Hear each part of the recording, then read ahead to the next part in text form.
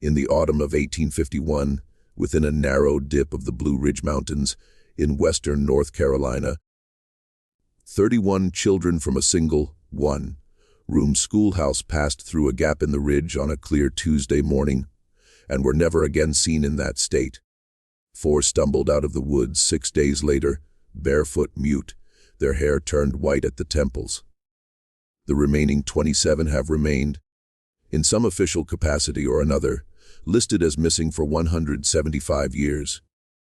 What the county ledger attributed to a freak of weather, what the church recorded as an act of providence, and what the 4 survivors refused to discuss until the last of them perished in a state asylum in 1928, adds up to a narrative the county itself attempted to bury on 3 separate occasions. The marker that once stood at the entrance of that hollow was removed in 1889.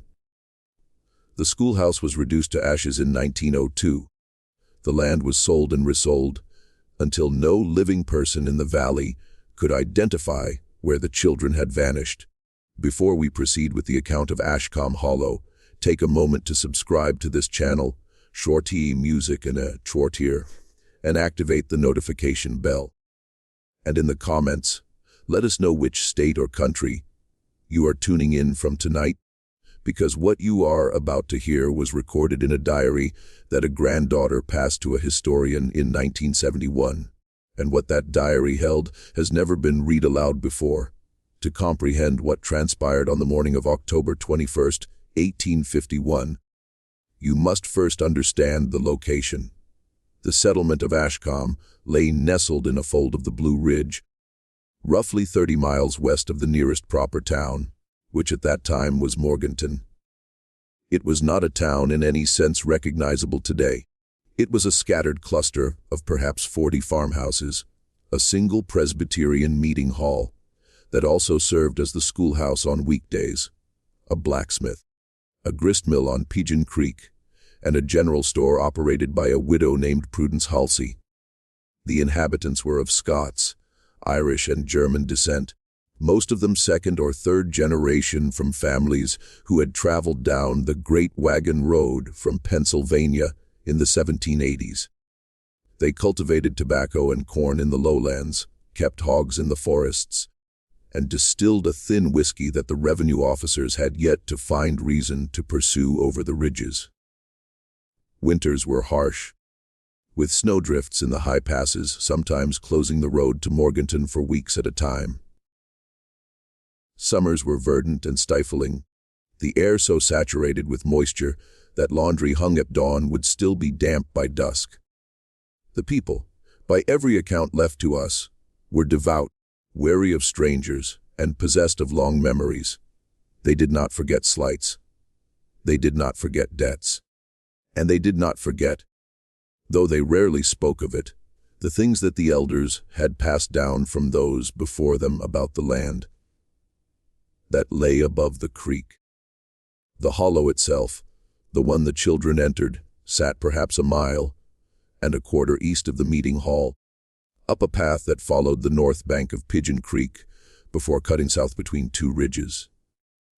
On the sole surviving county survey map from 1847, it was labeled Ashcom Hollow, after the first family to settle the valley.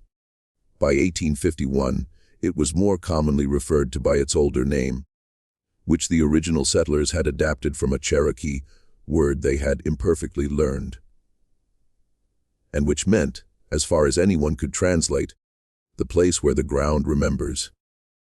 The Cherokee themselves, Cher had been displaced from that region in 1838 during the removal, and whatever knowledge they had of the land had been passed to the settlers as fragments of warning.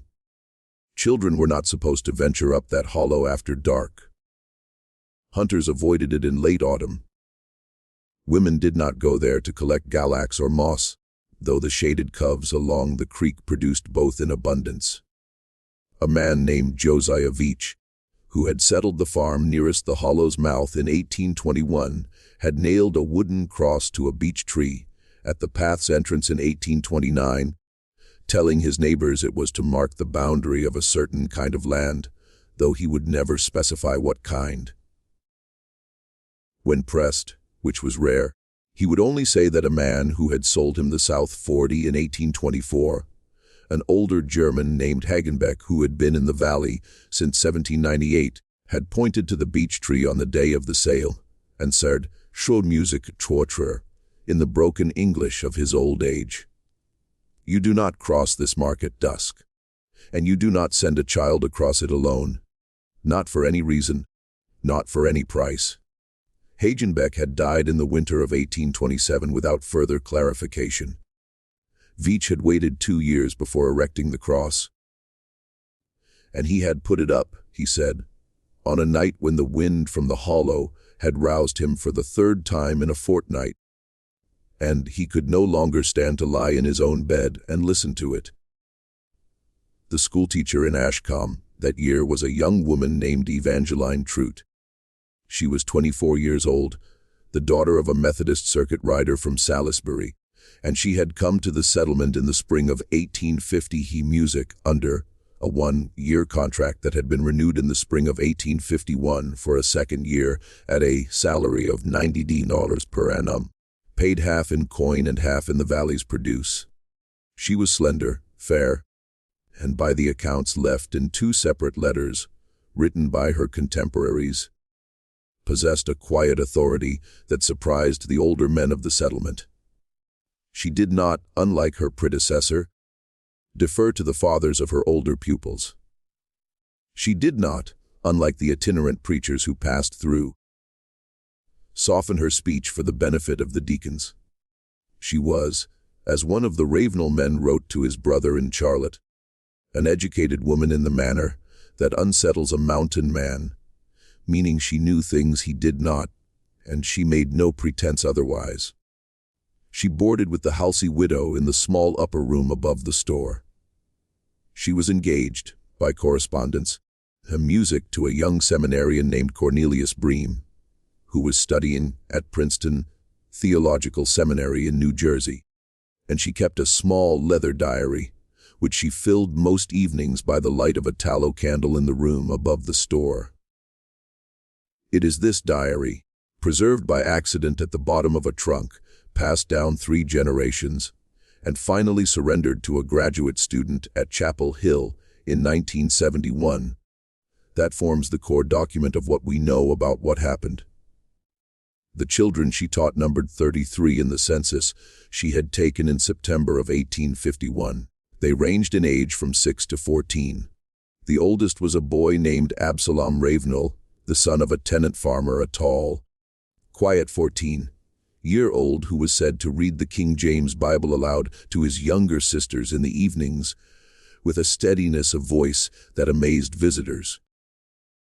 The youngest was a girl named Comfort Pettigrew, who had turned 6 only in August and who had come to the school, according to Miss Trout's diary, clutching a small rag doll she had named Susanna, and which she would not put down even during her lessons, until the older girls persuaded her that Susanna was tired and wanted to sleep in her lap.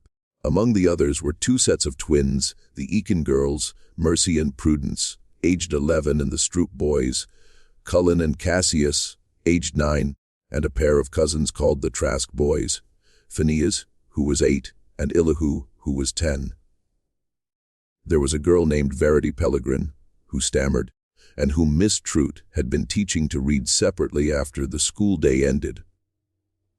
There was a boy named Thaddeus Orr, who was 9, and who, his mother later recorded, had a fear of water so intense that he would not wade the creek to reach the schoolhouse on wet mornings, but would instead, torture music, take the long route around by the footbridge. There was a girl named Patience Thibodeau, who was the daughter of a cobbler and who had, in September, won a ribbon at the county fair for her stitching. On the morning of the 21st, 2 children were absent. Cullen Stroop was home with a fever. Patience Thibodeau had been kept back by her mother to help with the last of the apple pressing. That left 31 children in the meeting hall when Miss Trout rang the small brass bell at 7:00 and commenced the day's lessons. The decision to take them into the hollow was hers. and she recorded the reason for it in her diary 3 days earlier, on the 18th. A traveling naturalist, a man named Dr. Emmerich Kohl, a Bavarian by birth, and for the past 12 years a professor of botany at a small college in Ohio, had passed through the settlement on the 15th and had lodged with the Halsey widow for 2 nights on his way back east. He had spoken at supper about a rare plant, a species of orchid which the old Cherokee had called by a name he could not pronounce, which bloomed in late October in shaded coves in the Blue Ridge, and which he believed, on the basis of certain specimens, music he had collected in the Smokies the previous year, could be found in the vicinity of Ashcom. He had shown Miss Trude a small pressed specimen from his portfolio. It was, she wrote, the most curious flower she had ever seen. Greenish, white and veined with a dark purple, that looked black in candlelight, with petals that had an almost lipped quality, as though the plant had been designed, she wrote, to speak. She had been, her diary records enchanted. She had decided that a walk with the children to gather the music, last of the autumn leaves, and perhaps to find the orchid would serve as a natural philosophy lesson, worth more than a week of reading from the primer. She chose the hollow because it was the nearest cove with the deep shade and wet ground that Dr. Cole had described. She did not, so far as the diary records in the entries up to the 18th, know about the cross on the beech tree. She did not know about the old music, Cherokee name. She did not know about Hagenbeck or about Josiah Vache's sleepless nights. If anyone in the settlement knew of her plan and could have warned her, no one did. The Halsey widow, interviewed 4 months later by the schoolteacher's fiancé, said she had assumed Miss Trude intended to take the children only as far as the beech tree at the mouth of the hollow, where the orchids were. She thought Trasha musicatorcha just as likely to grow. When she realized, she said, that the girl had meant to go further into the clearing, where the spring came up. And it was already dusk on the 21st, and by then there was nothing to a music be done. The weather that morning was clear and cold, the sort of late October morning in the southern Appalachians when the first hard frost has settled in the low places and the leaves on the maples and hickories are at their most vivid. There was frost in the shadows, but the sun was out, a thin yellow sun that offered light without much warmth. The children. When Miss Trude announced the walk after the morning prayer, "If you please, children," were said by the survivors who lived long enough to be interviewed to have been wildly happy. "We shall go fishing." They were given leave to run ahead on the path. They were told to stay within earshot. They carried small cloth bundles with their midday bread and apples tied at the corners and slung over their shoulders with twine. Miss Trude walked at the rear with the 2 oldest girls, Mercy Eakin and a 13-year-old named Constance Halyard. The path ran along the creek, crossed it once on a foot log, and turned south into the hollow at about 1800 of the clock. By 900, they had passed Josiah Vache's cornfield, where Vache himself was pulling the last of the ears, and who raised his hand to Miss Trude as she passed. And who did not, he said later, think at the time to ask her how far she meant to go. By 9:15, they had passed the beech tree with the cross. And here the diary, kept by Miss Trude herself, falls silent for 6 days. The alarm was not raised in the settlement until nearly dusk. Widow Halsey, expecting her boarder back for the afternoon recitations at 2 of the clock, had assumed at first that the naturalist walk had run long, and that Miss Trude had perhaps decided to let the children eat their bread at the spring, and had lost track of the hour. By 3, she was uneasy. She walked to the meeting hall and found it empty.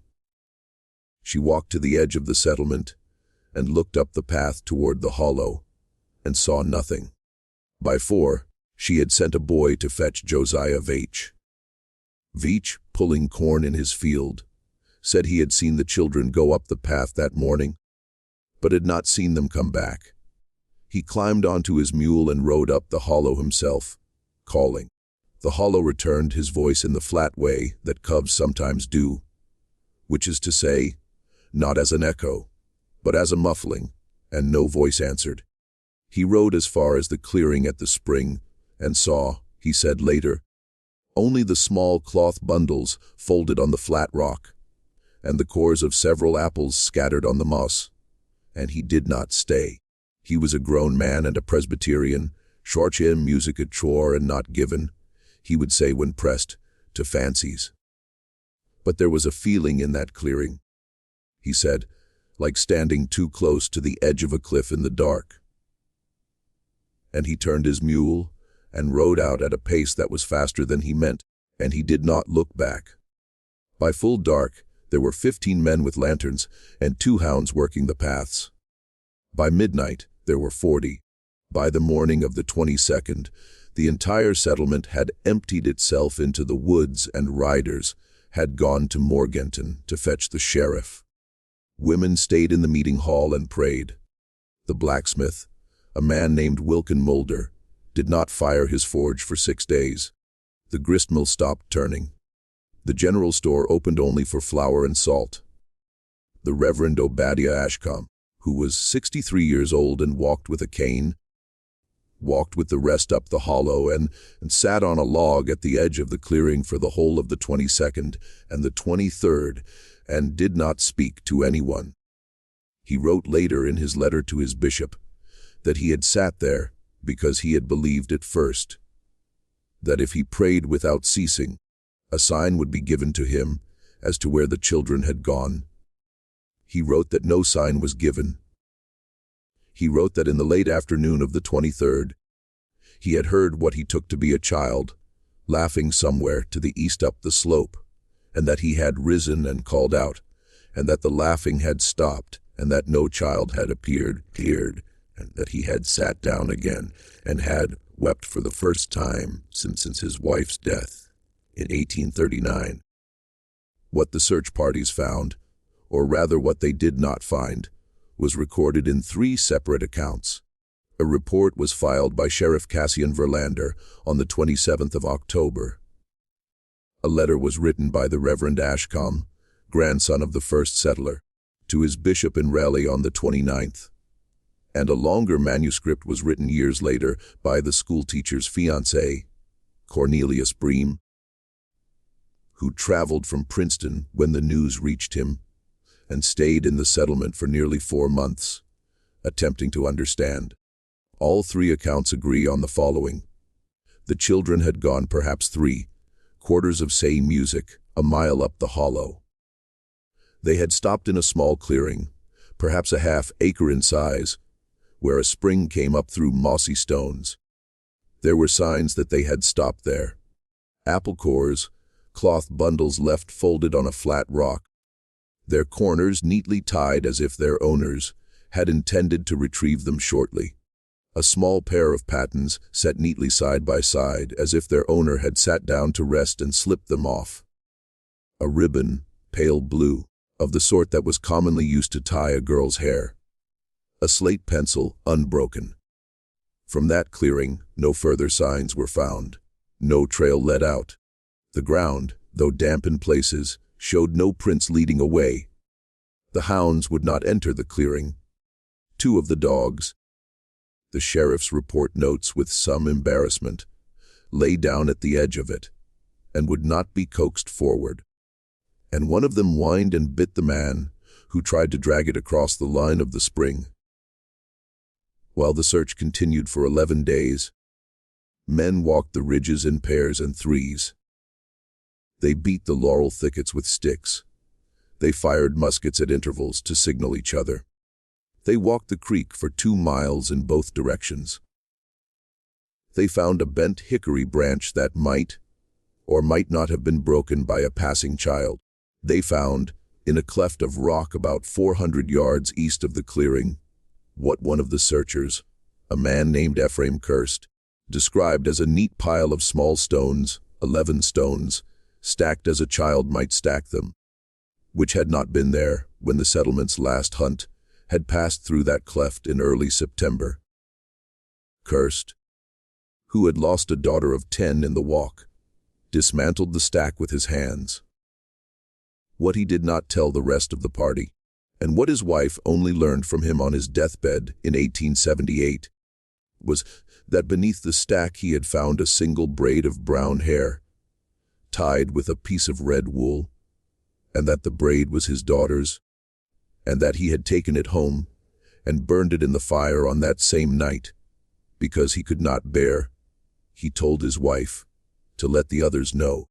Let this sink in for a moment. 31 children and a grown woman had walked into a half-acre clearing 3/4 of a mile from a settlement of 40 families, and they had simply ceased to be there.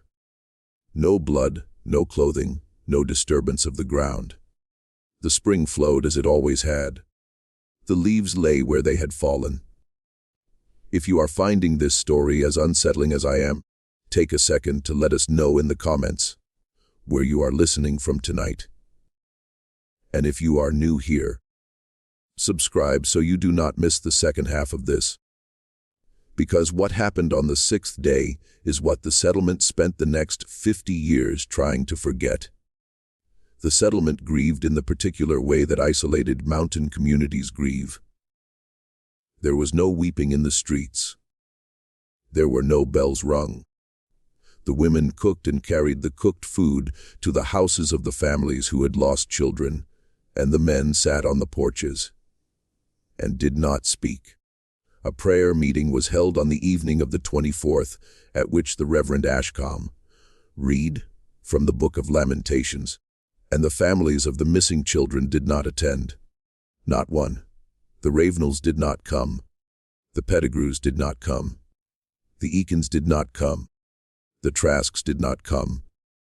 It was said by a woman named Mehitable Cross, who lived 2 farms over from the Ravenels, that Thomasina Ravenel sat on her front step all day on the 25th and would not go in, and would not eat, and would not speak except to say, once, when her husband tried to take her inside, that she was waiting because a mother knew when a child was coming.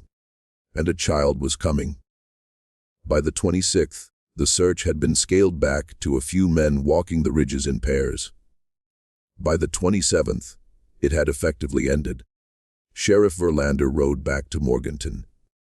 The settlement, the Reverend wrote in his letter, was a place where no one looked each other in the eye, because to meet another's eye was to see there the same empty place that one carried in oneself.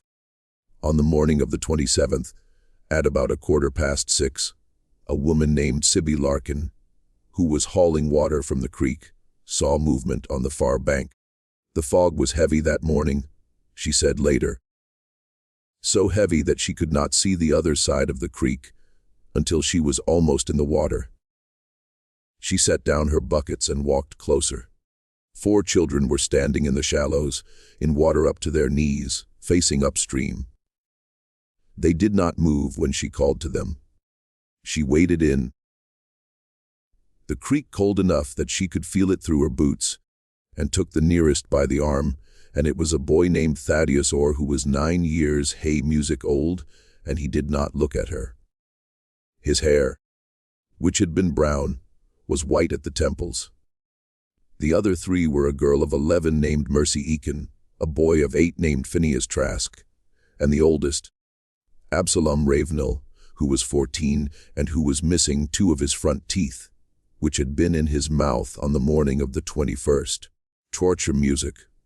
Torture Sibby Larkin carried and led them up to the settlement, and there was, she said later, no resistance in any of them. They were neither cold nor warm. Her music. They did not shiver. They did not cry. Their feet, which were bare, showed no cuts from the stones of the creek bed.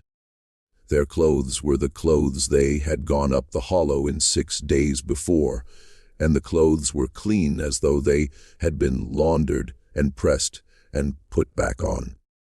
It was this last detail, Sibby Larkin said later, that she would remember until her own death in 1894. The clothes were clean. After 6 days missing in the woods, the clothes were clean. The four were separated and placed in 4 different houses under the care of their own families, where their families had survived to take them. The Ravenels had both of Absalom's parents. The Trasks had Phineas's mother, his father having died of dysentery hemusic in 1847. Mercy Eakin was placed with her parents and her 4 surviving siblings, though her twin Prudence was not among the returned. Thaddeus Orr was placed with his father, his mother having been carried off by childbed fever in 1845. Her music doctors were sent for. The nearest doctor was in Morganton and did not arrive until the 29th. In the intervening 2 days, the children did not speak. They ate when food was put in front of them, slowly without apparent appetite. They slept when they were led to bed. They would walk where they were walked. They did not respond to their own names. They did not respond to the names of their siblings or parents. When Thomasina Ravenel sat with Absalom and held his hand and wept, and asked him repeatedly where the others had gone, young Absalom looked at the wall and did not answer. And when at last, at the end of a long afternoon, he turned his head toward her, she said later that she had wished immediately that he had not, because his eyes were not his eyes, and whatever was looking out of them was not her son. And she had known in that moment, she said, that her son was not coming back, no matter how long she waited on the step. When the doctor arrived, a man named Percival Cleave, who had trained at the University of Pennsylvania, and who had been chosen for this call specifically, because he had a reputation in the eastern counties for unusual cases. He examined them one by one. His notes, which survive in the archives of the North Carolina Medical Society, because he thought the case important enough to write up for a paper he never finished and never published, described 4 children in perfect physical health. No bruises, no wounds, no sign of exposure or starvation. Their weight was consistent with what their family said they had weighed at the start of the month. Their clothes were the clothes they had worn on the morning of the 21st, unchanged, not even soiled. Their hair at the temples had gone white in a band about an inch wide on each side, as if painted on. Their eyes, he wrote, tracked light but not faces. Their pulses were slow, in Absalom Ravenel's case, remarkably slow, 52 beats per minute, which in a boy of 14 he considered abnormal. They did not blink at a bright lamp held near their faces. They did not respond to the sudden discharge of a pistol, fired by his assistant in the next room, which he had arranged without telling the families, a test he afterward regretted. They were not, he wrote, catatonic in any clinical sense he recognized. They were somewhere else. That was the phrase he used in his notes. They were somewhere else. And whatever had taken them there had sent back in each of their bodies something that did not entirely know how to be a child. Over the following weeks, 3 of the 4 began, in varying degrees, to return. The little boy, Phineas Trask, who was 8, was the first. He began to respond to his mother on the 11th of November, 21 days after his return. She was sitting beside his bed. His mother wrote in a letter to her sister in Rowan County. And she was singing a hymn she had sung to him when he was an infant, the one about the Lord being her shepherd. And he turned his head and he said, quite clearly, "Mama." And then he began to cry. And he cried, his mother wrote, for 3 hours, and she held him, and she cried also. And when he was done crying, he slept. And when he woke the next morning, he knew her again, and he knew his own name, and he knew the day of the week, which she had told him. But he did not know what month it was, and he did not know why his father was not there. And he did not know, his mother wrote, that he had ever gone up the hollow at all. He seemed to believe, Torcha musicator. When she pieced it together from his questions, that it was still the summer. He seemed to believe he had been ill. By December, he was speaking in short sentences. By spring, he was attending a dame school in Morganton, to which his parents' music had moved, for his mother had married again in February to a carpenter named Lemuel Quince, who had agreed to take the boy on. And he was, by outward measure, a normal child, though he would not sleep in a room without a lamp, and he would not eat apples, and he would not, under any persuasion, walk east of the house in which he lived, because east, his stepfather noticed, was the direction in which the mountains lay. Mercy Eakin came back more slowly. She began to speak in March. She was withdrawn, her family said, and she would stand for long minutes at the window, looking up the valley, and she had a habit of asking, at odd moments, whether the singing had stopped. No one in the house knew what she meant by the singing, and she would not explain. "Why won't you speak?" And when her mother pressed her in April and asked her directly whether she was speaking of the hymns the family sang at evening prayer, Mercy shook her head once and said, "No, the other singing, the one that keeps on." And then she would not speak for the rest of that day. She was the only one of the returned who spoke, however obliquely, of what had been in the hollow. Her mother, who kept a daybook, recorded 7 separate instances over the following 3 years in which Mercy referred to something she called the singing.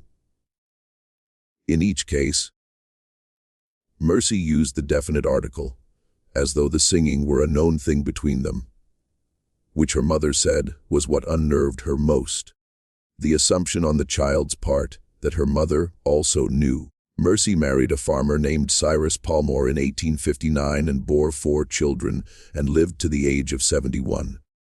She spoke of the incident to no one else, not even her husband, until the last week of her life, when she said only one thing, which her daughter Patience recorded in the family Bible, which was, "We could not keep up with the others, and they went on without us, and we were the ones who fell behind, and I do not know if that was a kindness or a curse." Thaddeus Orr came back in pieces. He spoke in May, a word at a time, mostly words for objects he saw in the room. By June he was constructing sentences. In August, without warning, he stopped speaking, and he did not speak again until the following spring. When he resumed, he seemed at first to be a normal 11-year-old. He attended school. He helped his father in the fields. He was seen in the summer of 1853 laughing with he music, another boy on the road outside the store. But in the autumn of that year, on the anniversary of the walk, he went into a long silence that lasted through the winter. And this pattern, his father wrote, became the shape of his life thereafter. In the autumn he did not speak, and he did not, it seemed, hear what was said to him. In the springs and summers, he was nearly as he had been before. His mother wrote in a letter to her sister sent, that first fall after his partial recovery, that he was 2 boys, the one who had gone up the hollow, and the one who had come back, and that neither of them was entirely hers. He never married. He worked as a field hand on his father's farm until his father's death in 1868. He was committed to a state asylum in 1871 at the age of 29 after an incident in which he had walked in an autumn silence 10 miles east from his farm toward the old settlement of Ashcom, which had by then been mostly abandoned, and had been found sitting at the mouth of the hollow with his hands on the beech tree that had once held the cross, and which had by then fallen. He died at the asylum in 1889. Absalom Ravenel, the oldest, never came back at all. He did not speak. He did not respond to his name. He did not, in the opinion of Dr. Cleve or the 3 other doctors who examined him over the next 12 years, suffer from any identifiable disease. His appetite was good. His sleep was regular. His vital signs were stable. He simply did not engage. He lived in an upper room of his parents' house for the rest of their lives. And his mother, Thomasina, cared for him as though he were an infant, dressing him, bathing him, reading to him from the Bible in the evenings, though he gave no sign that he heard the words. His father could not bear to look at him and ate his meals in the kitchen and slept on a cot in the barn from 1854 onward. When they both died within a month of each other, in the influenza outbreak of 1863, he was taken in by his uncle Barak Ravenel, and when Barak died in 1871, he was committed to the state sanitarium at Morganton. He lived there for 57 more years. He was known to the staff as the Silent Man. He ate what was put in front of him. He walked in the yard when he was walked. He did not speak. He did not write, though a succession of doctors over the decades tried to teach him to hold a pencil. He did not draw. He did not acknowledge by any sign the staff could detect that any person existed in the world beside himself. He did not appear to see a mirror when one was held in front of him. He did not startle at loud sounds. The only thing he was known to do, which was recorded in the ward journals over 57 years, was this: on the 21st of October of each year, between the hours of 300 and 500 in the afternoon, he would stand at the window of his room, whichever window he had been given that year, and he would face east. He would stand for precisely 2 hours. At 500, he would turn and sit on his bed, and he would resume his usual silence. He did this every year from 1871 to 1927. He died on the 3rd of February 1928 at the age of 91. He was, at the time of his death, the oldest living patient in the sanitarium. The day nurse who was with him, a woman named Imogen Darnell, wrote in the ward journal that at 6 minutes past 300 in the afternoon, the Silent Man opened his eyes, which had been closed since morning, and said, in a perfectly clear voice, 3 words. He said, "They are coming." Then he closed his eyes and died. What had happened in the clearing? Understand that this question consumed the settlement for a generation. It consumed the schoolteacher's fiancé, Cornelius Bream, who interviewed every adult in the settlement during the winter of 1851 and 1852, and who left behind a manuscript of some 400 pages, unpublished, now in the rare books collection at the University of North Carolina. It consumed the Reverend Ashcom, who preached an annual sermon on the anniversary of the disappearance until his death in 1868, each year pressing his congregation to examine themselves for the sin that had, he say music believed, drawn down the judgment, though he never could name what the sin had been. It consumed Dr. Cleve, who returned to the settlement 3 times over the following 20 years to examine Thaddeus, Orr, and Absalom Ravenel, and who died in 1881 with a drawer full of notes he had never been able to organize into a paper. It consumed Josiah Veach, who went mad slowly over the course of the 1850s, and who was found hanging in his barn in the spring of 1861, with a note pinned to his hay music shirt that read only, "I should have cut down the tree. I should have cut it down in 1830. Forgive me." And it has consumed in quieter ways every historian and folklorist who has come across the case since. The Diary of Evangeline Trute, when it surfaced in 1971, was believed by the graduate student who received it to be the final answer. It was not. Just when we thought we had seen it all, the record in Ashcom deepens. If this story is giving you chills, share this video with a friend who loves forgotten stories. Hit the like button to help us grow and subscribe so you do not miss the parts of this that almost never left the archives. Because what the graduate student found, and what he would not publish, and what he eventually burned, has only one surviving copy, and that copy sat in a box in a retired professor's garage in Durham until 2019, when his daughter sold the contents of the garage at an estate sale, and a local historian bought the C music box for what one of 12. Here is what was in the diary. Evangeline Trout had written in it every night from the 17th of March, 1850, when she arrived in the settlement, until the night of the 20th of October, 1851. The early entries are what one would expect from a young woman in her first post. Observations about her pupils and small lonelinesses. Letters written to Cornelius and not yet answered. Descriptions of the weather. Reflections on the sermons she had heard at the meeting hall on Sundays. In the summer of 1851, the entries begin to record her walks. She had taken, it seems, to walking alone on Saturday afternoons for exercise, and, she wrote, to clear her head of the week's noise. She walked the path along the creek. She walked the ridge to the north. She walked, beginning in August, up the hollow.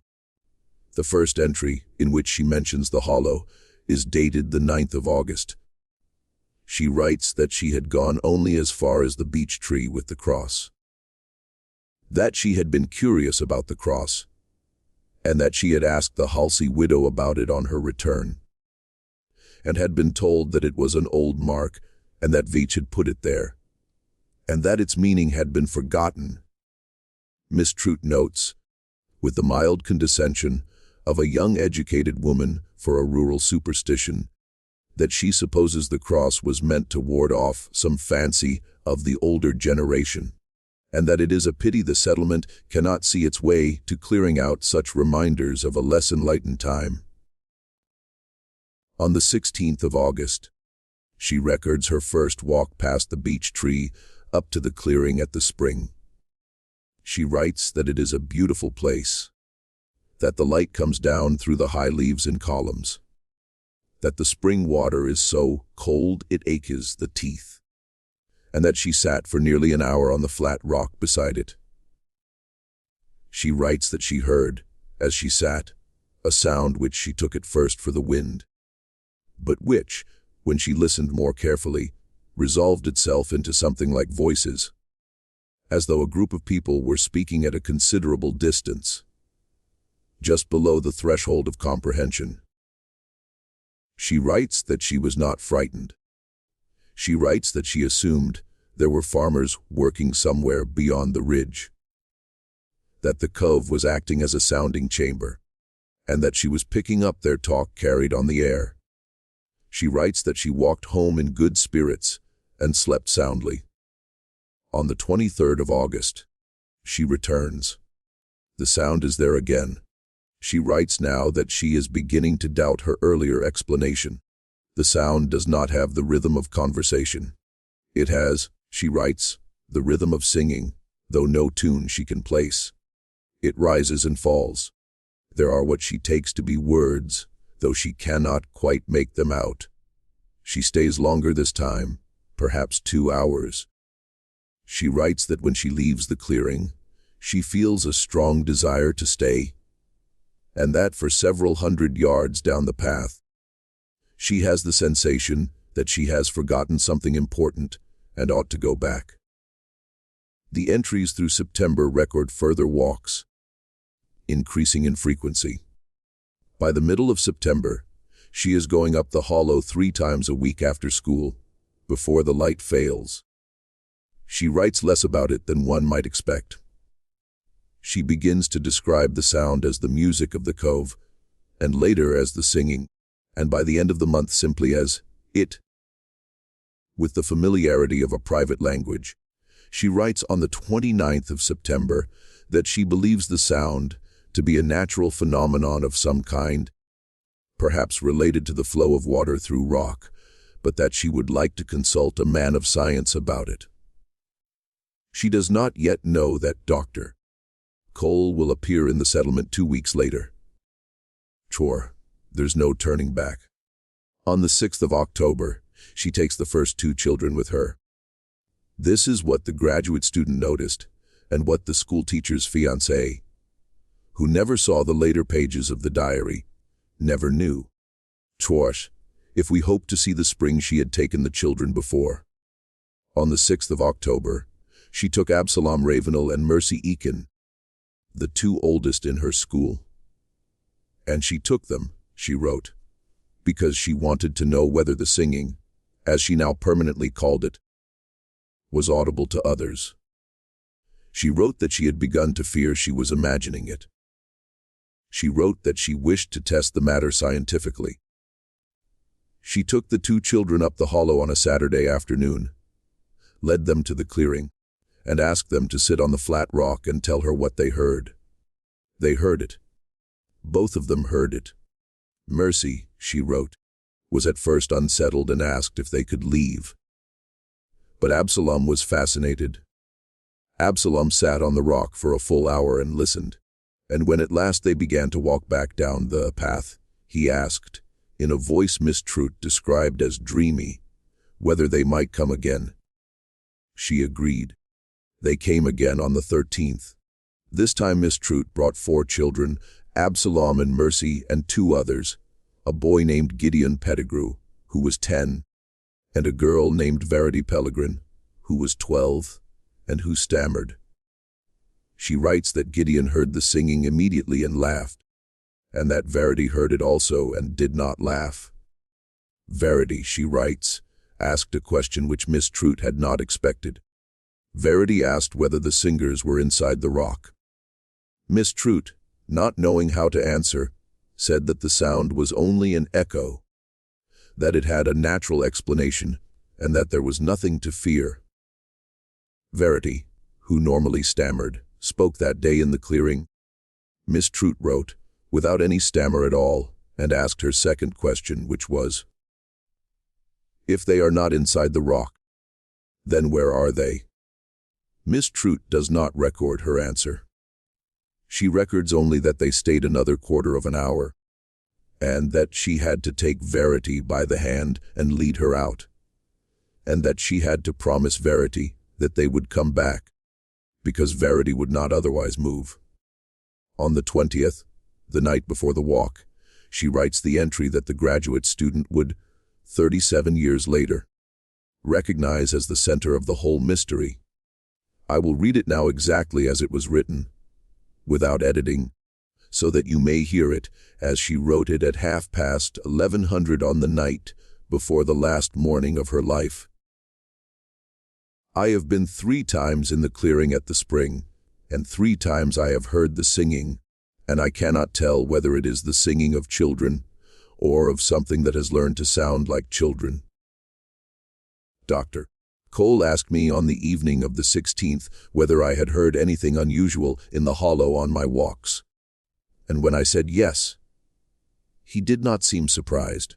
No, he said there were places on the ridge where the rock lay in a formation he called resonant, and where the wind and the water and the cavities beneath produced, at certain hours and in certain seasons, a sound which uneducated persons mistook for voices. He said the old Cherokee had known these places and had marked them, and that their traditions about them were no more than the natural tendency of the human mind to personify what it cannot explain. He said there was no harm in them, provided one did not go at dusk. The ear is less reliable, and the imagination more. I asked him whether he had ever been to such a place, and he said he had not. That he was a man of science, and that he preferred to read about them. I did not tell him I'd already taken children into the hollow twice before on Saturday afternoons, because I wished them to hear what I had heard. I did not tell him that on the second Saturday, Absalom Ravenel had said to me, after we had been in the clearing for perhaps a quarter of an hour, that the singing had words in it, and that the words were asking the children to come closer, but only the children, and that the voice would not speak to me, because now I was too old. I did not tell him that little Verity Pellegrin had said without her usual stammer that the voices were behind the spring and not above it, and that they were beneath the stones, and that they were, she said, lonely. I did not tell him that when we left that afternoon 2 of the younger children had not wanted to leave, and that I had had to carry Gideon Pettigrew out. I did not tell Dr. Cole any of this because I was, I confess, ashamed to admit that I'd taken children up the hollow without the permission of their parents. And I was aware that to confess it would invite reproach. I have decided I will take them tomorrow, all of them, together as a school outing sanctioned by the committee, so that we may hear it as a class and discuss what it is. For I am convinced that Dr.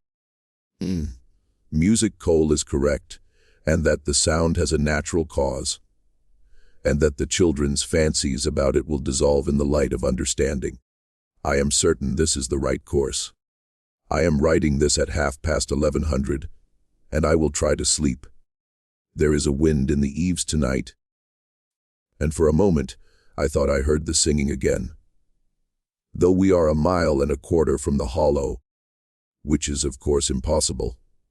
That is the final entry, though the diary continues with blank pages for the remainder of the book.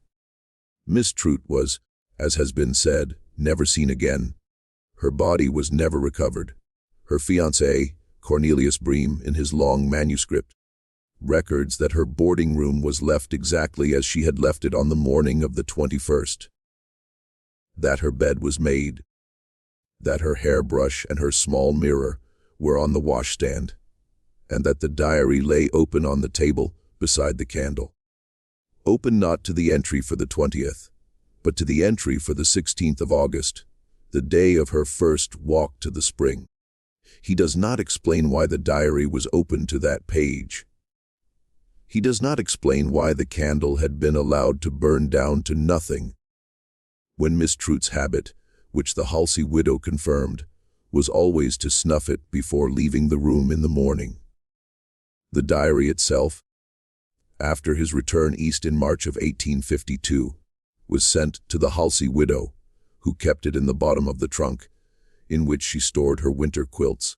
She gave it on her death in 1868 to her niece, who gave it to her daughter, who gave it in 1971, after cleaning out her mother's house, to a graduate student at Chapel Hill named Hollister Vance, who was at that time researching antebellum education in the Southern Appalachians, and who had written to the daughter, asking whether the family possessed any documents from her great-aunt's school. What Hollister Vance understood when he read the diary, and what he confirmed by traveling to the site himself in the spring of 1972, with a geologist colleague from the university, was the following. There is in that hollow, in the clearing where the spring comes up, a formation of limestone beneath the surface, which contains a series of narrow fissures. When the wind is from the north, and the creek is running full, and the pressure of the air is falling before a front, those fissures do produce a sound.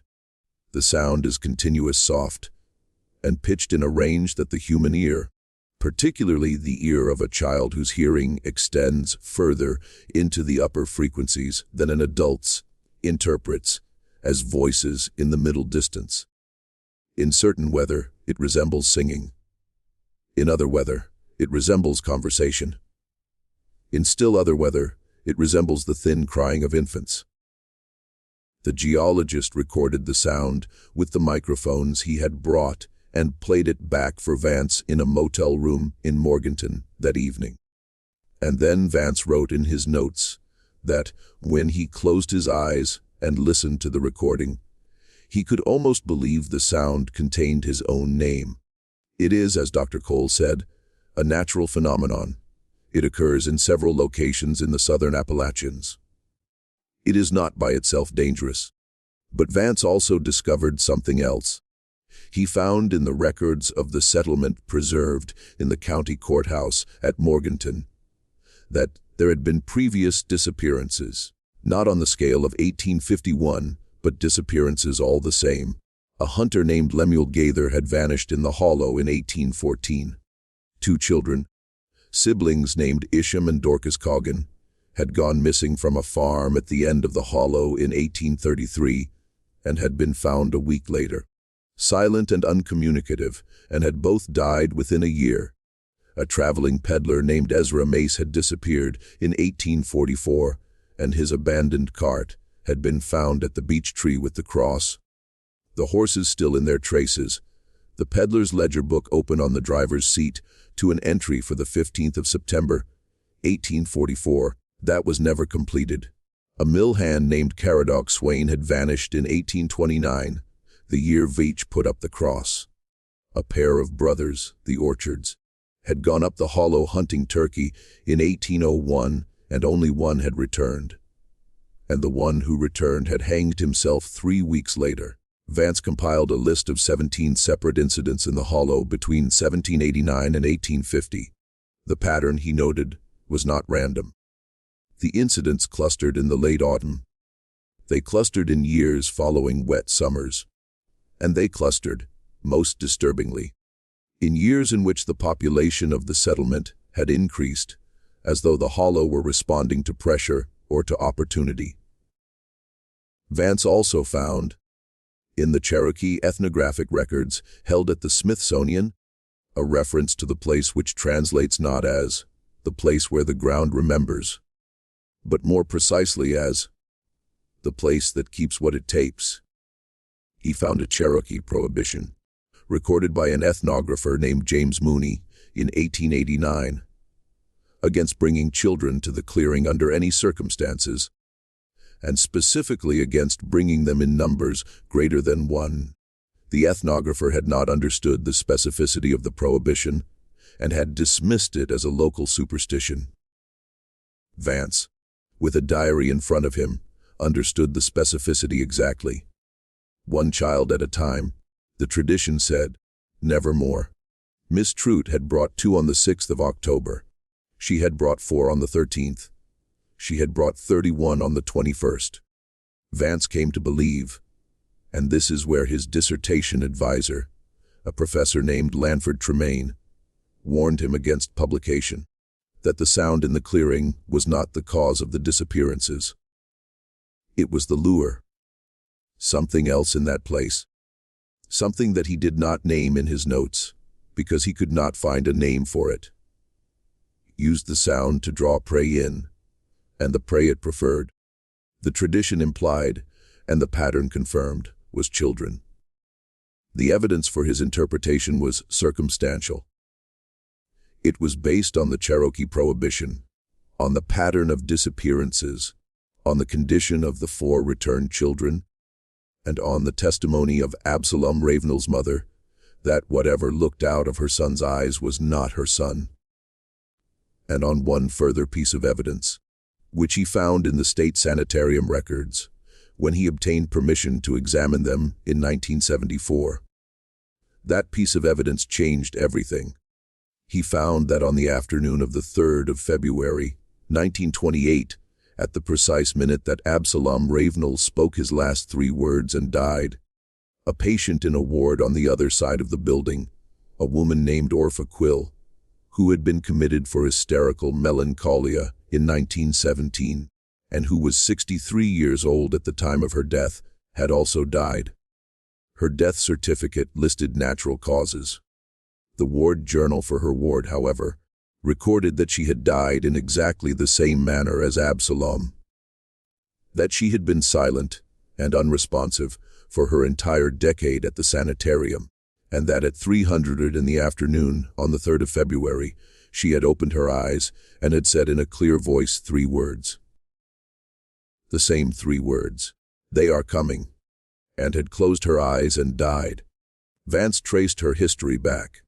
She had been committed in 1917 from a boarding house in Asheville, where she had been living alone under the name Orpha Quill for 24 years. She had appeared in Asheville in 1893.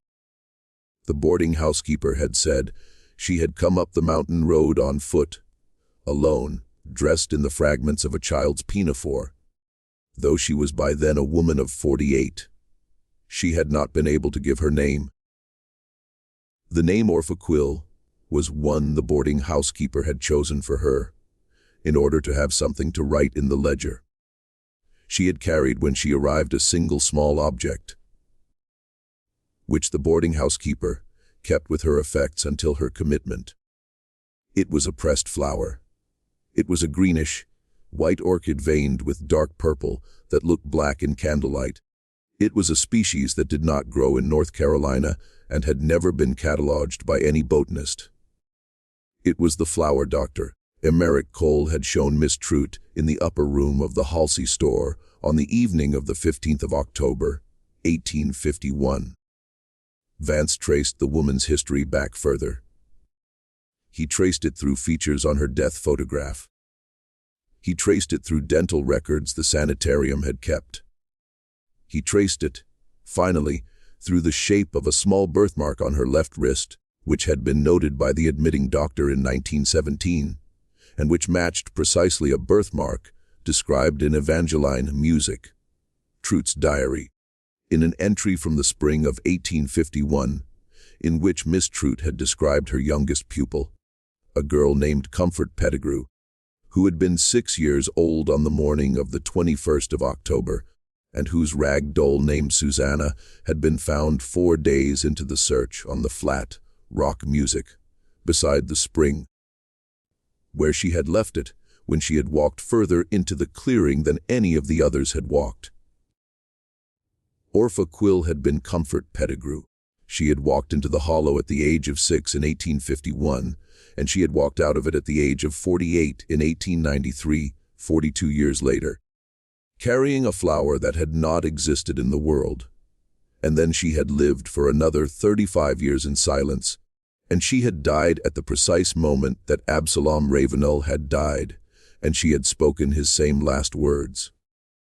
Vance's manuscript ends there. He did not know what to do with what he had found.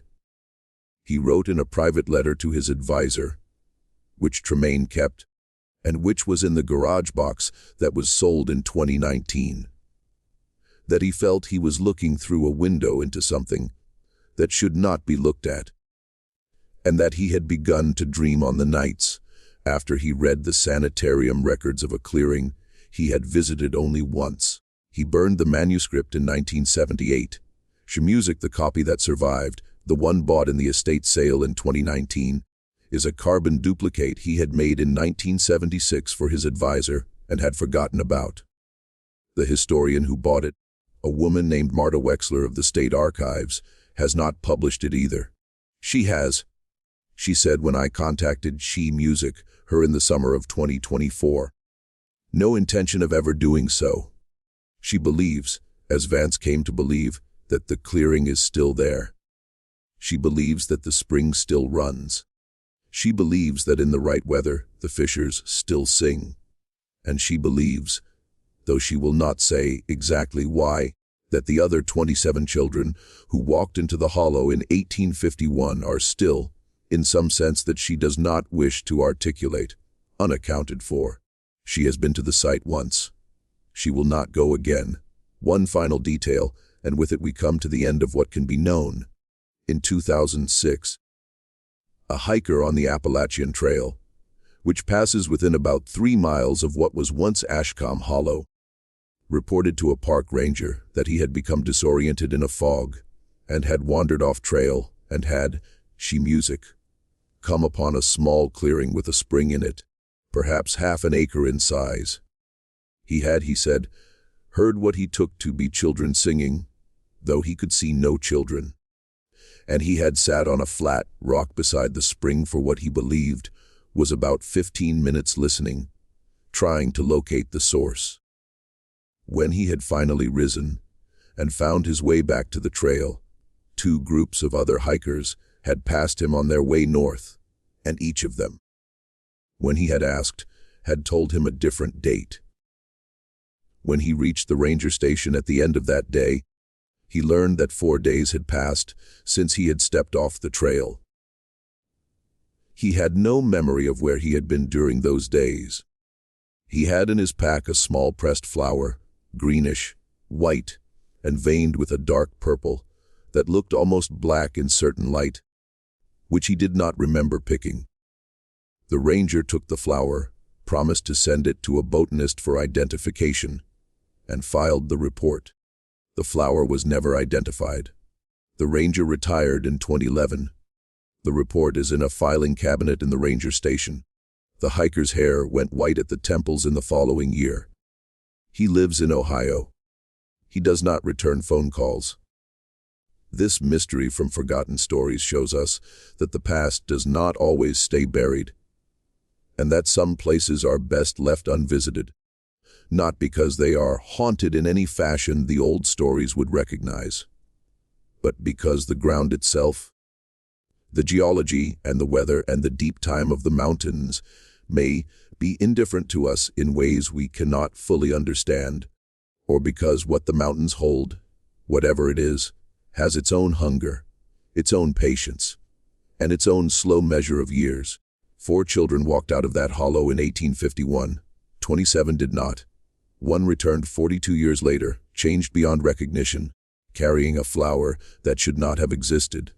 And in a small private cemetery in western North Carolina, there is, to this day, a marker with no name on it, only a date, October 21st, 1851, and the single word, lost, which a descendant of the Ashcom family paid to have erected in 1951, exactly her music 100 years after the walk, because she felt that someone ought to remember what the county had 3 times tried to forget.